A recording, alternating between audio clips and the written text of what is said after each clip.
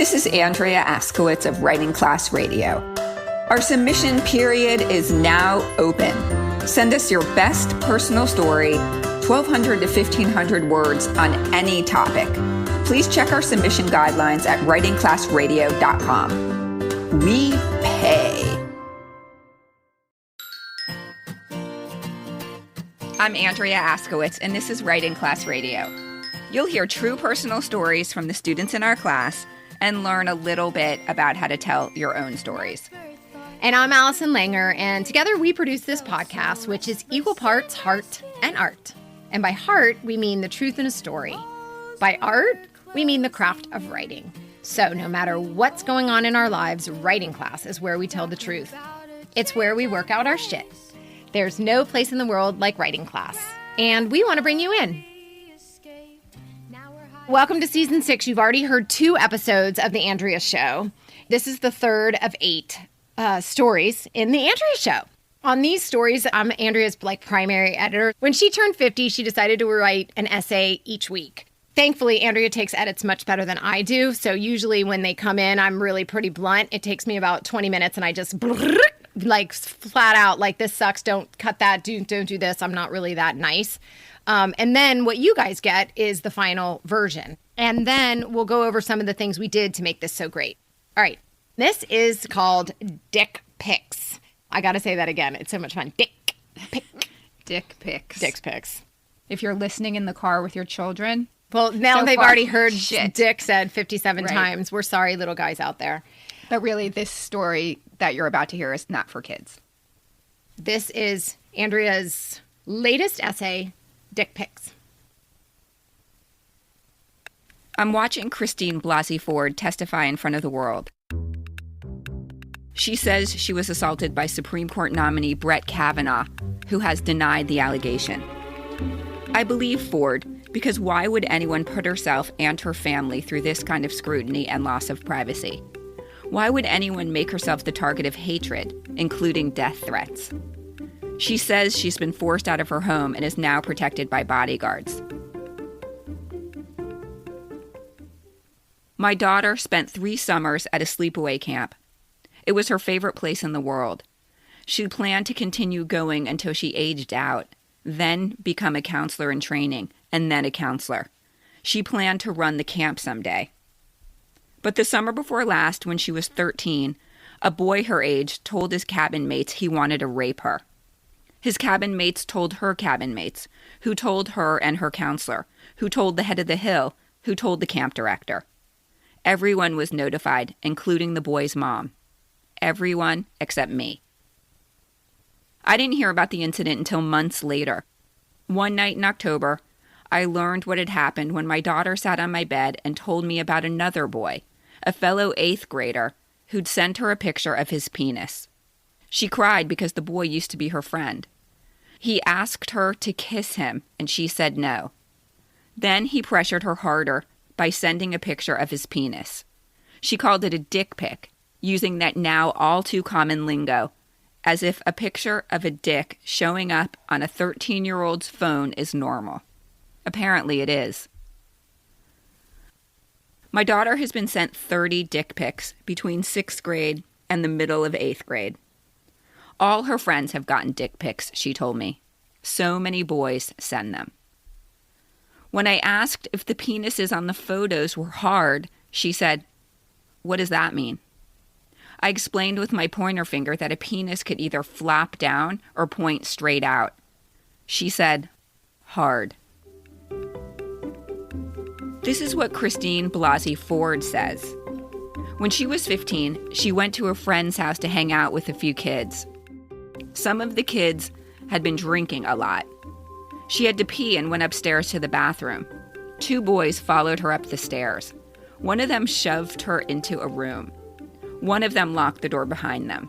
The boys laughed, like 2 friends having a great time, while one of them got on top of her, groped her, and tried to get her clothes off. She feared she'd be raped, and when he put his hand over her mouth to muffle her screams, she thought he might accidentally kill her. She tried to fight him off, but couldn't until his friend jumped on the bed and knocked them over.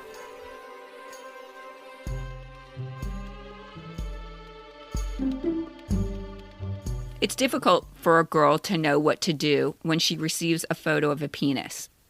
Boys send the pictures through Snapchat. If she takes a screenshot, then legally she's distributing child pornography.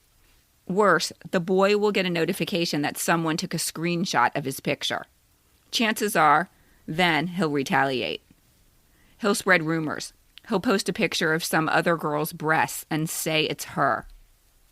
When I asked my daughter if she ever sent pictures of her body parts, she said no, but she knows girls who have. I don't know if a dick pic feels like an assault, but I imagine it does, because my daughter told me all this and then, in that same conversation, told me what happened at camp. I called the camp director the next day. He said they did an investigation. He said the boys' cabin mates were questioned. They couldn't prove the boy said the word rape. No one was sure. He told me there was another incident where the boy lay on top of a girl in the infirmary, but then a few days later, the boy and the girl became a couple. How is that relevant? I asked. He said the boy may have been misunderstood. I said, you are a camp director, and you seem to know nothing about a girl's psychology. The director told me they watched the boy all summer. They did everything they could to protect her. I said, you did everything you could to protect him.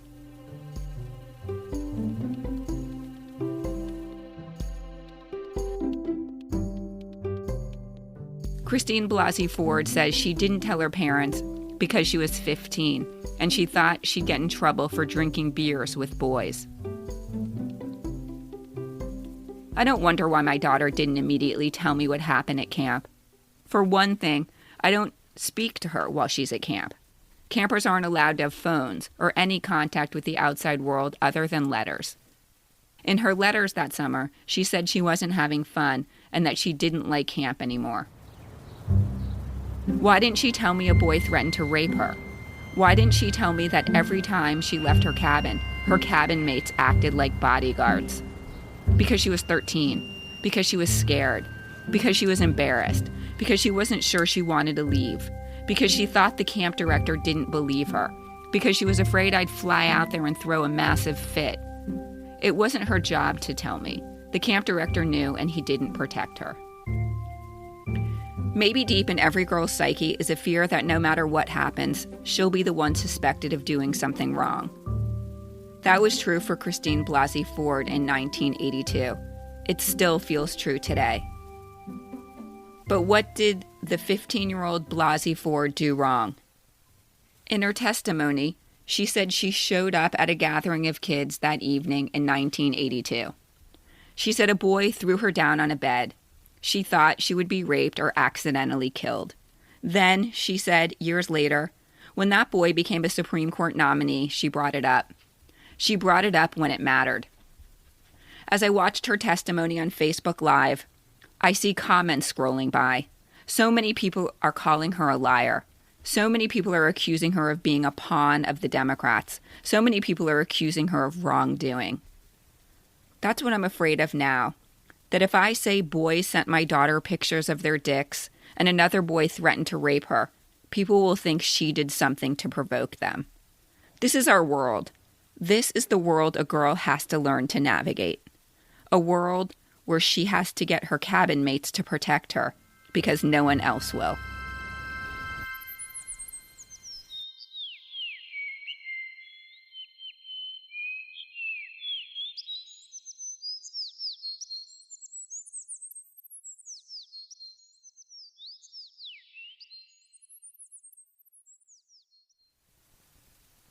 This piece was originally published in the Huffington Post, right? So that's amazing. You did it, like you turned it around in like 24 hours and put it out, and it was scooped up and it was excellent and it was perfect for that moment.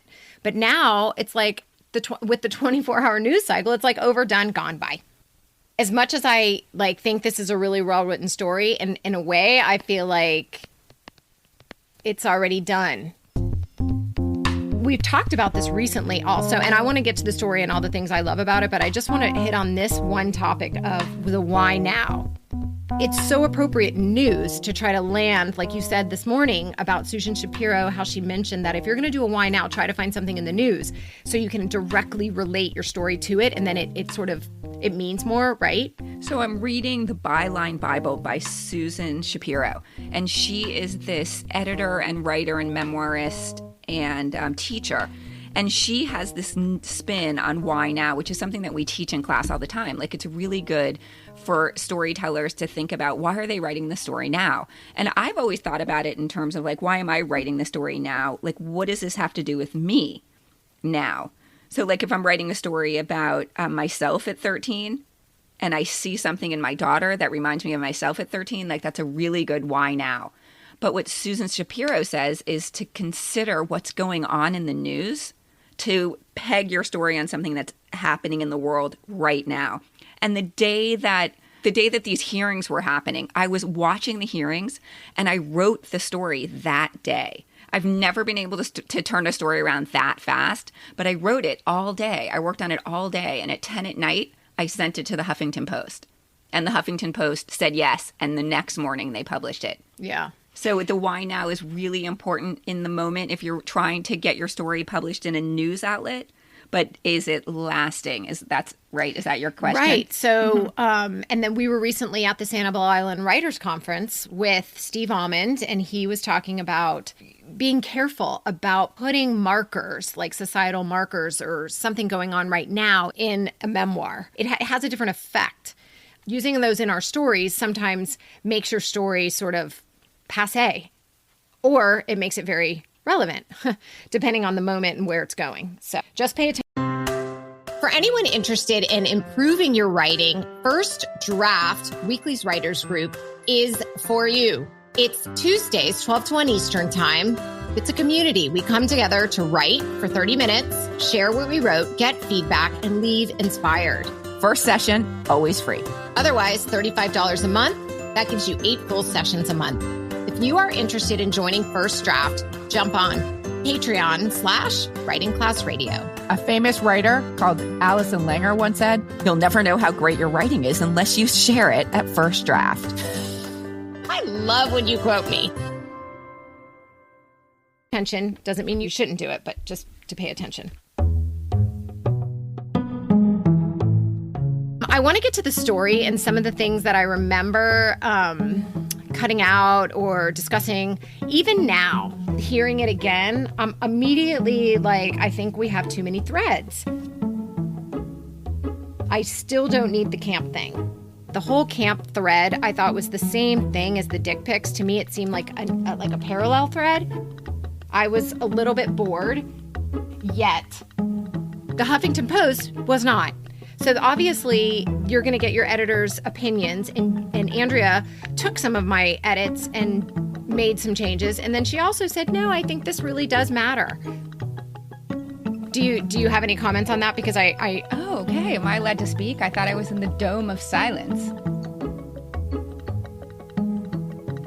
The camp idea. So because when I heard Blasey Ford say that she needs to live now with bodyguards, I thought of my daughter and her cabin mates who she described as bodyguards. So I saw a direct link between my daughter's story and Blasey Ford's story. I actually do think that the dick pics part could have been taken out. But the dick pics, I think, were so shocking to this editor at Huffington Post. And in this case, I think it works for the story in terms of subject, like the subject matter. It helps build the case. But in terms of a cleaner one-thread story, as Allison is putting it, I probably could have taken the dick pics part out.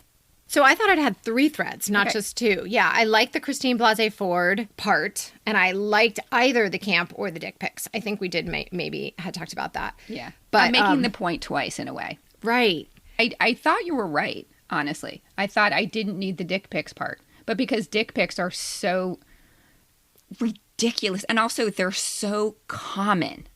Yeah. I think that's why this editor, he was like, really? She got 30 and all of her friends have gotten dick pics? We need to talk about this. And even though the story is really about what girls go through and how no one protects them, the dick pics was an interesting subject to keep in there. So I was thinking at the very end, when you said she only had her cabinates to protect her, I was thinking, actually, she has you. She has me now, but she didn't at camp. Yeah. At camp, she only had her cabin mates. So who did Blasey Ford have? Nobody. She has nobody and had nobody. Blasey Ford was completely vilified. Yeah, and now she probably is going to live the rest of her life with bodyguards. Unless this blows over, I wonder. I wrote her, do you know what? I wrote her a postcard and thanked her. Really? Yeah. Wow. Because someone was like on social media saying, if you appreciate what Blasey Ford did, and I did, I wrote her, like, thank you. Not easy to speak up in any situation, and she did it, and then with a lot at stake. So thank you. Yeah, definitely thank you. Never thought I could get away. Thank you, Andrea, for sharing your story. And thank you guys for listening. Writing Class Radio is produced by Virginia Laura, Andrea Askowitz, and me, Allison Langer. Writing Class Radio is sponsored by and recorded at the Launchpad at the University of Miami. Theme music by singer-songwriter Justina Chandler. Additional music by Poddington Bear. There's more writing class on our website, writingclassradio.com, including video classes, stories to study, and editing resources. If you love this show and enjoy all the extras on our website, hit the support us button. A new episode will drop Wednesday of every week, so look for us. There's no better way to understand ourselves and each other than by writing and sharing our stories. Everyone has a story. What's yours? My heart's in free fall here in outer space. The world of audio is evolving fast, so much so that it often means video as well. These days, staying ahead isn't an advantage. It is a necessity. I'm Matt Kundle, and every week on the Sound Off Podcast, I speak with the people shaping the future of podcast, broadcast, and audio. Whether you're behind the mic, in the production studio, or in the boardroom, this is your weekly look into the trends, talent, and tech driving audio forward. The Sound Off Podcast is available on Apple Podcasts, Spotify, YouTube, and at soundoffpodcast.com.